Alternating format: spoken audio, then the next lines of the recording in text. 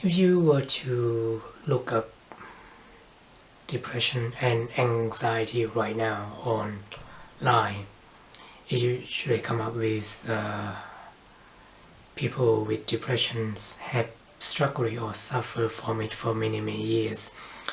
And this little word that says suffer implies that you feel pain through depression, which I find is rather strange because I have had depression for like 8 years, and I've never once suffered from it or feel pain. I mean, it's challenging. It has been challenging, but at the same time, I never actually suffer from it. I do experience depression, which in the beginning it was hard, but eventually I began to find a calmness in it, and so I basically couldn't tell anyone about it because people didn't know how to respond to it. Say, oh, I have a depression, and the look on their face said it all. And even if you were to tell a psychologist, the first thing they ask if you wanted to take a medication,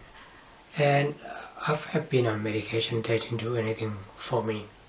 Basically, they just didn't do anything at all, just drowsiness. Basically what it does is make you sleep more during the day, which I have sleep more. I don't need medication. So at the time, in my first year, I began to take up a lot of hobbies like photography, drawing, painting, and I was shit at everything I did. I also started singing. I was shit again, really shit at singing.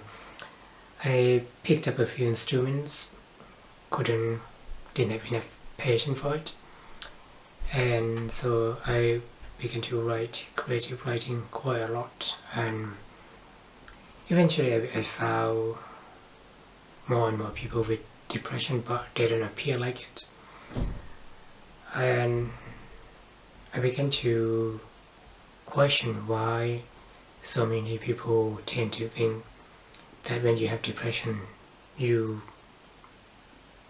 have to suffer from it. Really, it's an experience that you go through, and yes, sometimes you have suicidal thought, and I have had suicidal thought. Basically you want to end your life, or rather you don't want to live anymore. You don't want to live this life because it's too hard, but at the same time it makes you appreciate little things in life. For example, I would walk around the neighborhood and look on the ground and see flowers, grass, little birdies, trees, and anything really. I begin to appreciate those, and basically it's about personal responsibility. You know that you have this experience, and that many people see as pain, but you begin to see the beauty within it, and it's hard to explain it because in my early year of photography I took a lot of photographs in colors, but later, especially this year, I began to take photographs in black and white, and I still like colors, just I think they are overrated. So now my photographs mostly black and white, and it makes you appreciate simplicity really, and I guess that scares a lot of people because when you move on from one point to another, you change, you become someone else, and that new person that emerged within you, that scare you a little bit because now looking back you're no longer the same person you was, because I was such a shitty person back then. I had a friend who I met in Sydney, Australia in 2013, and yeah, I'll push him a lot. I'll keep pushing him even though I know that he is still helping, even though he's not talking to me, but he basically still helping, and because of him I didn't end my life really. And So now I'm trying to tell story about him, and I don't know where to start because I was in such a messy position when we first met, and then he has this such a positive impact in my life that I was so amazed by everything, and so by the time I fell into spiral of depression, it was I went on for many years, didn't do anything. I didn't For a few years I didn't work. I deliberately didn't go get a job.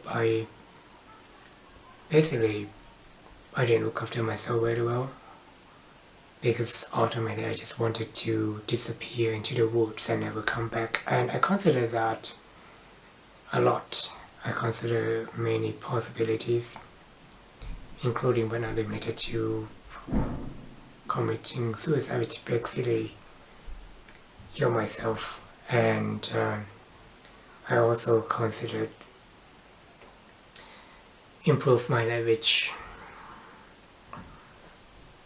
is little tricky for me because I wanted to do many things and I wanted to go to many places, and at the same time I also didn't want to lose friends because I lost him. And I also did what most people have told me, which basically is seeing a psychologist after I had depression, which I spent a lot of months seeing a psychologist. It didn't really help because most psychologists I've seen had put on this fake smile and they often repeat what you said to them to you. They conclude your sentences to you, which extremely pointless. And so I put so much trust in psychologists. Although I've only talked to one psychiatrist, it was fine. It's nothing surprised me. It was almost like I prefer to keep a diary, which is another thing I've done, is to keep a diary, which I keep a record of everything that happened. And for many years I got a total of 7 diaries, and they fill with same story. So in conclusion, whether or not depression is something you experience and something that pains you, is come down to your choice. A choice basically is a choice to move forward or let it ruin you. And when you learn to see good things in life and you learn to move forward, not stuck here.